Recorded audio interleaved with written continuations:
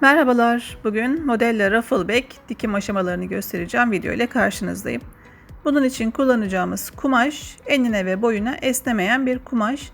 İsterseniz siz kumaşınızı tela ile daha da dik bir tutum aldırabilirsiniz. Benim kumaşım gayet tutumlu bir kumaştı, o nedenle tela kullanmadım. Öncelikle fermuar kenarı parçalarını katlayıp ütülüyoruz. Bu model için kesim şeması ve gereken malzeme listesi satın aldığınız dosyalarda, indirilebilir dosyalar içinde vardır.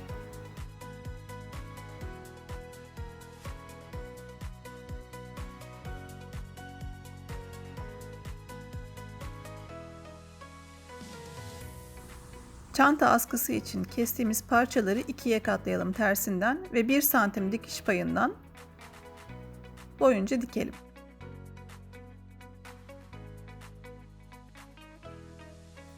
Diktikten sonra çevirip ütüleyelim ve bu görüntüyü elde ediyoruz. Bunu her iki askı için de yapalım.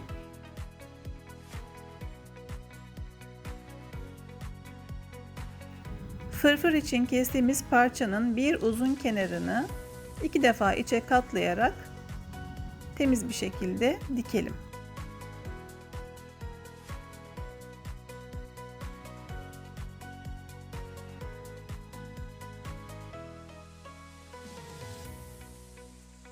Fırfır parçasının dikmediğimiz kenarına büzgü yapalım. Ve üst kısmından, fırfırın üst kısmından yine 2 defa içe katlayarak dikelim.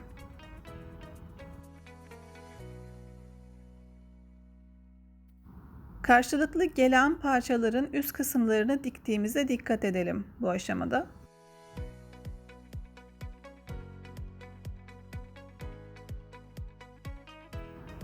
Kalıptaki tüm işaretleri ön ve arka panellere geçirin.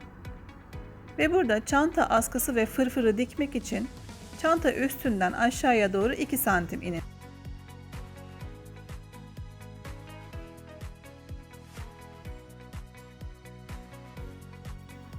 Cep kenarı askı hizasından 2,5 santim dışarıya doğru çizdiğiniz çizgi ile fırfır hizası belirlemiş olursunuz. 3,5 santimlik çanta askısı ile iki tarafı da temizce kapatacağız. Şimdi burada gördüğünüz gibi 2,5 santim çizdiğimiz hat üzerine fırfırımızı yerleştiriyoruz.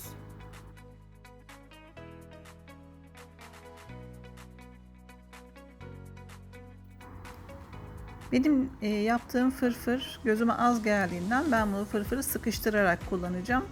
O nedenle biraz uzun geldi. Gördüğünüz gibi toparladım. Verilen ölçü tamdır. Siz ölçüye göre kesin.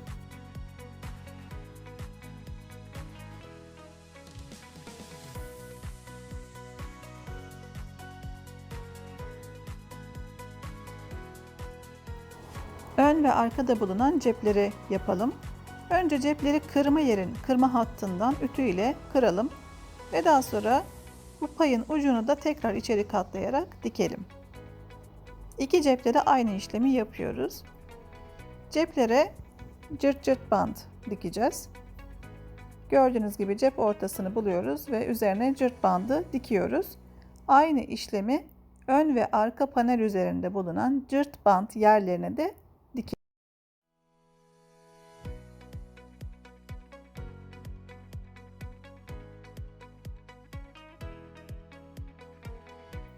Dilerseniz kalıptaki çizgiyi cep üzerine çizin ya da böyle ortasını katlayarak bulduğunuz hat üzerine cırt bandı dikebilirsiniz.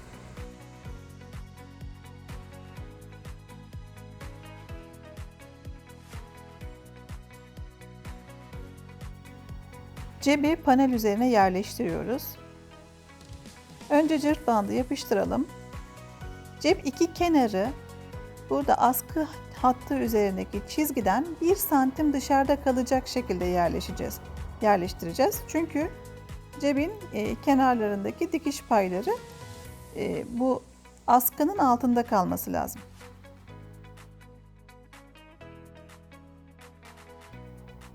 Kenarından dikiyoruz. 1 santim payın tam 1 santiminden değil 2-3 milim gibi cep kenarından dikelim bunu. Daha sonrasında zaten 1 santim üstüne çanta askısını dikeceğiz. Burada dikkat edeceğimiz nokta, alttaki askı işaretinden de 1 santim dışarıya taşıyacak şekilde konumlandırmalısınız cebinizi.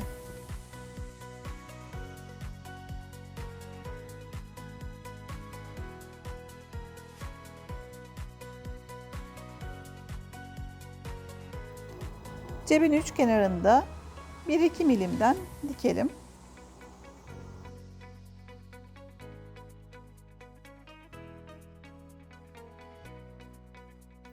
Askı dikiminde kolaylık olması için burada askı hattını cep üzerinden de devam ettireceğimiz bir çizgi çekelim. Bu şekilde askımız sağa sola kaymadan düzgün bir şekilde dikilmiş olur.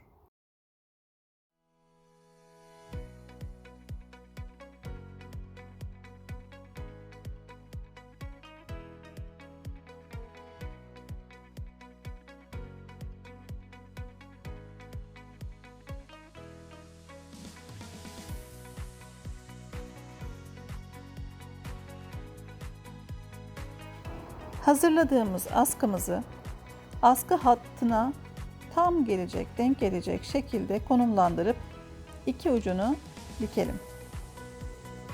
Yine bu askıyı dikerken fırfırın bittiği alanda dikişi bitirmemiz gerekiyor. Oradan dönüş yaparak tekrar askının diğer tarafını dikip bitirelim.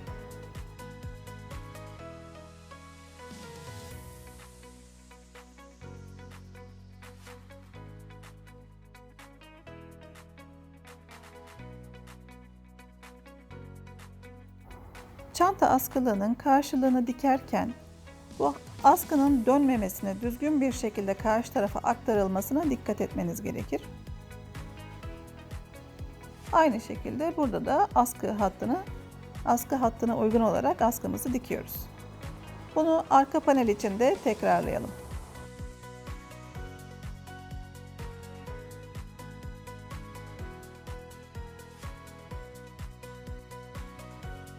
Arka paneli de gördüğünüz gibi ön panelden farklı olarak fırfırsız şekilde hazırlıyorum.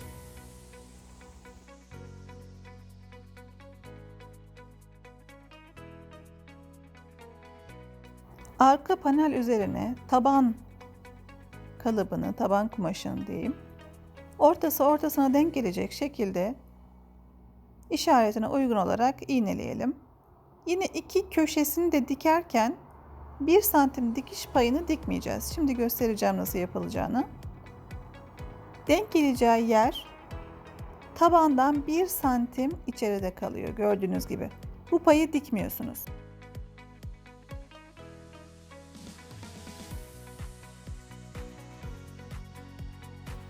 İki ucunu da yine aynı şekilde iğneliyorum ve sadece iğneler arasını dikiyorum.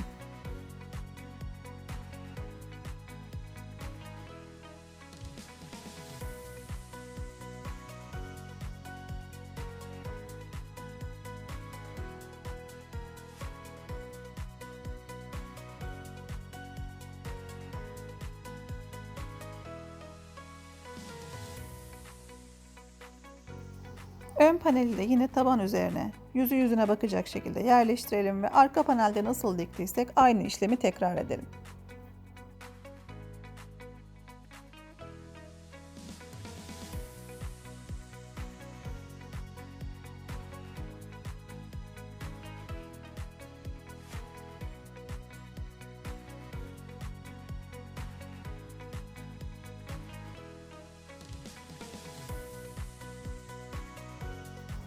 Ön panelde bulunan fırfır aklınızı karıştırmasın. Yine arka panelle aynı şekilde dikilecek. Dilerseniz kafa karışıklığı olmaması için siz fırfırı ön panele daha önceden dikişle tutturabilirsiniz.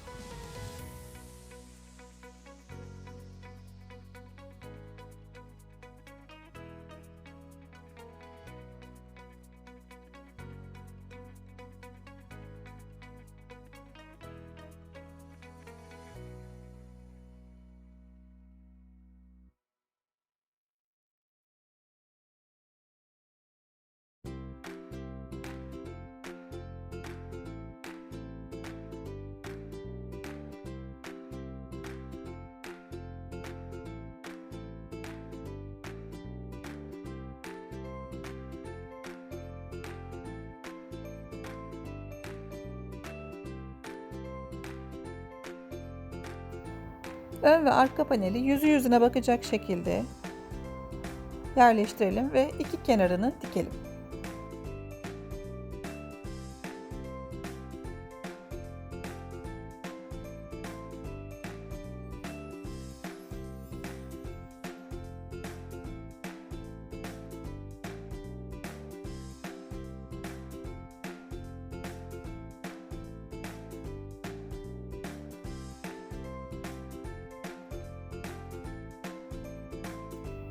Köşe dikimlerini yaparken bu 1 santim dikmediğimiz bir hat bırakmıştık. Onun şimdi faydasını göreceksiniz. Yine yan dikiş ile taban orta noktası üst üste gelecek şekilde iğneliyoruz. Ve kenarlarını dikişe kadar olan yeri keserek çıtlatacağız. Bu da köşelerin dönüşü için size çok büyük kolaylık sağlayacak.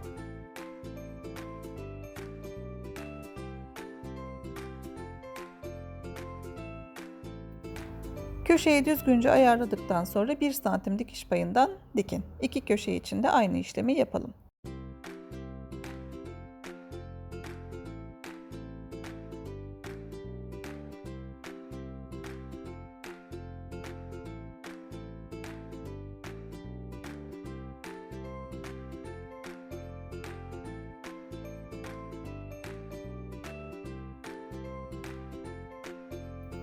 Köşelerde dikerken boşluk bırakmamaya dikkat edin.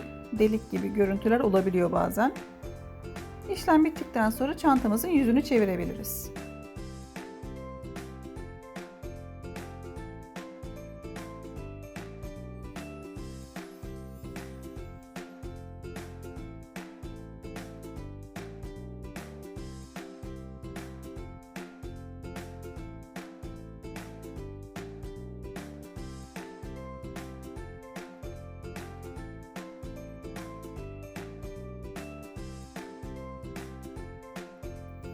Fermuar kenarı parçalarını tersinden ikiye katlayıp iki ucunu 1 santim dikiş payından dikin ve çevirip ütüleyin.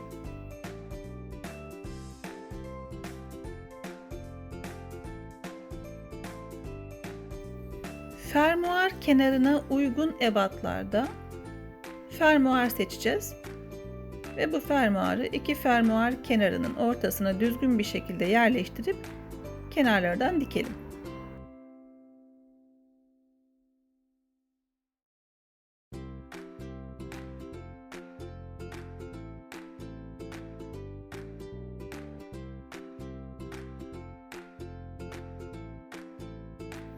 Pervaz için kestiğimiz parçaları iki kenarından dikiş payından dikerek birleştirin.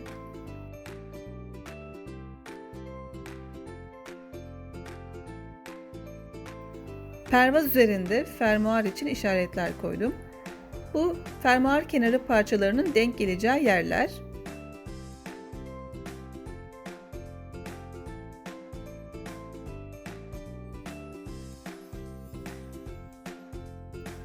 Pervaz ile fermuar kenarı parçalarını yüzü yüzüne bakacak şekilde işaretlere göre yerleştirin ve kenarından 1 santimden değil ama 5 milim gibi düşünebilirsiniz. 0,5 milim santimden dikin iki tarafında.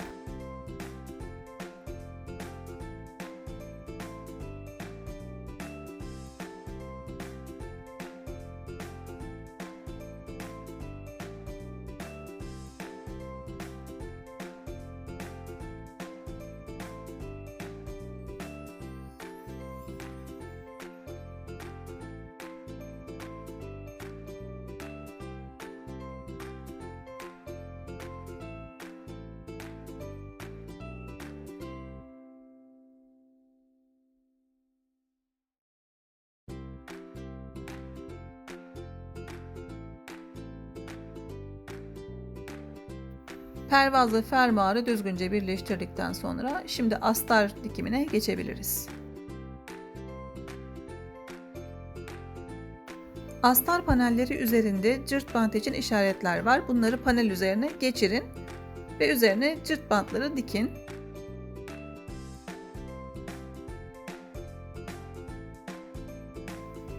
Cep ağzına Grosgrain şerit dikebilirsiniz. 1 santim dikiş payı verdim sadece. Ben grosgrain şerit kullanmayı daha çok seviyorum. Daha tok duruyor.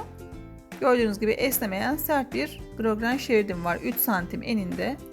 Bunu direkt payın üzerine koyarak 1 milimden kenarından dikeceğim.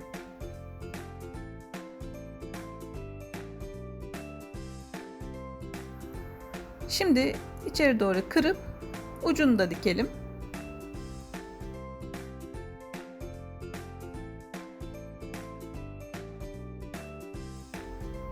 Bunun üzerine işaretli yerlerde cırt karşılıklarını dikmemiz gerekiyor. İşarete göre yerleştirin ve karşılıklarını dikin.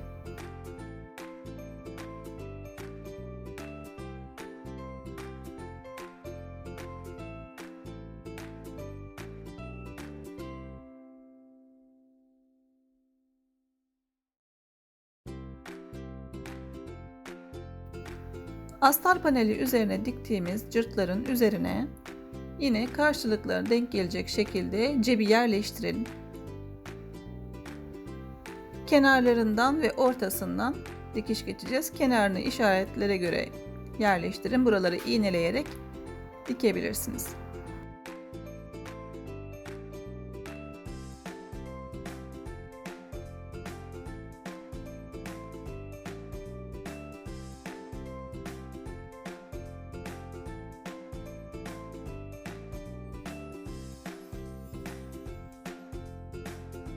Ortasını dikmekte zorlananlar için ikiye katlayıp ütü izi yaparak ütü izini takip eden bir dikiş yapabilirsiniz.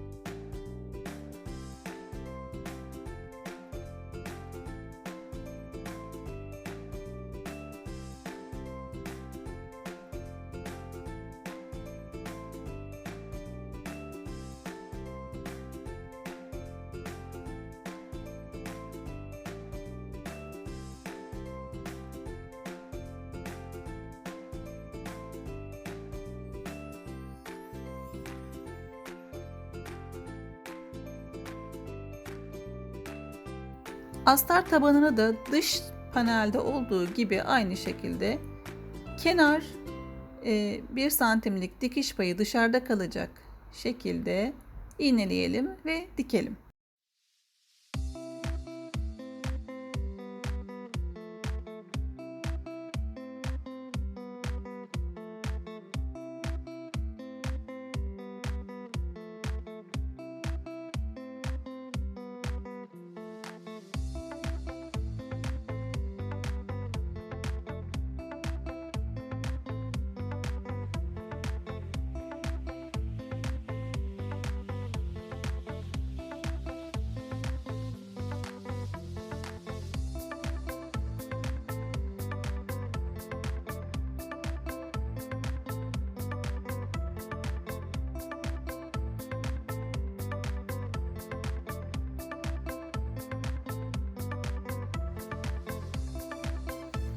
Ön ve arka astar panelini yüzüne bakacak şekilde yerleştirin. Burada önemli olan çantanın dönmesi için bir boşluk bırakmak. İstediğiniz kenardan fark etmiyor. 15 santimlik bir açıklık bırakmanız sizin için yeterlidir. Burada başlıyoruz. Bir alanda bir boşluk bırakıyoruz ve devamında yine dikiyoruz. Karşı kenarı da boylu boyunca dikmiş oluyoruz.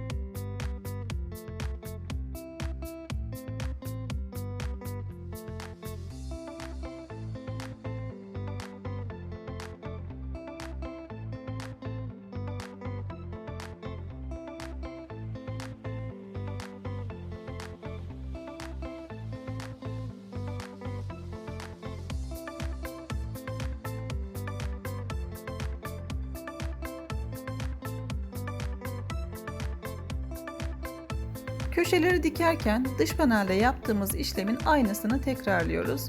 Yine köşeye kadar çıtlatın, döndürün, yan dikiş ile taban ortası denk gelecek şekilde iğneleyin ve 1 santim dikiş payından dikin.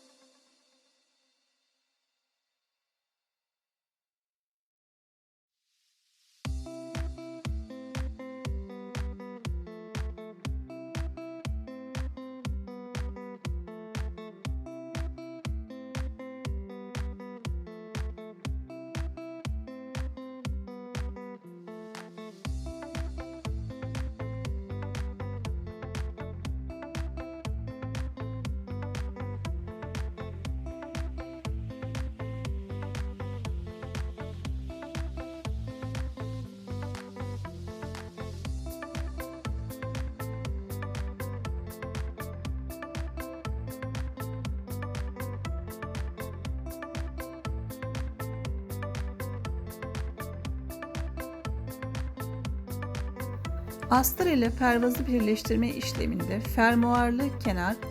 fermuarlı taraf aşağıda kalacak şekilde, aynı şu anda gördüğünüz gibi videoda. Bu sefer pervazın tersi astarın yüzüne bakacak şekilde yan dikişleri iğneleyin ve 1 santim dikiş payından çepeçevre dikin.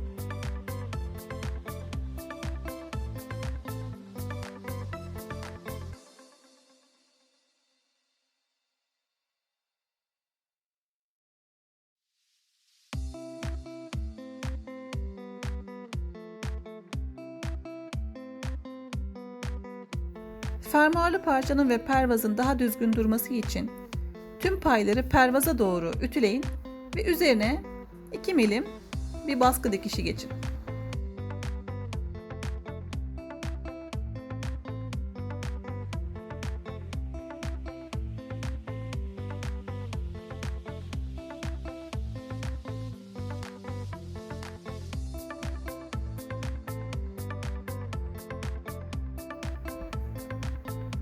Çantanın yüzü astarın yüzüne bakacak şekilde dış paneli astarın içine doğru yerleştirin. Burada önemli olan yan dikişler birbirine denk gelecek. Yan dikişleri üst üste denk getirip iğneleyin ve yine çepeçevre dikin.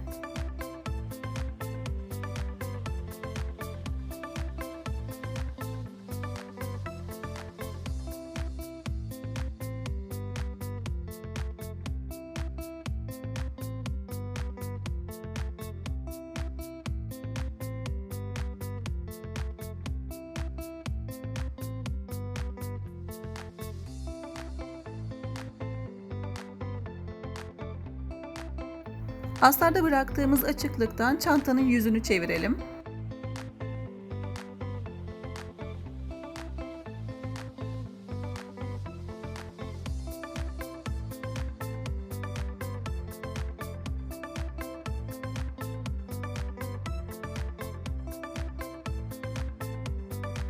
Astardaki boşluğu katlayıp dikin.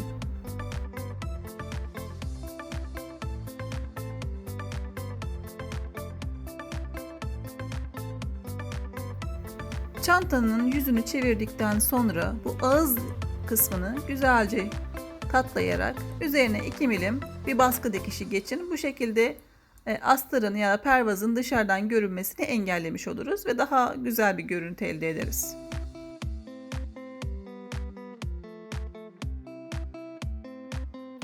Çantanız hazır. Sağlıklı günlerde kullanmanızı dilerim. Umarım keyif almışsınızdır bu modeli dikmekten.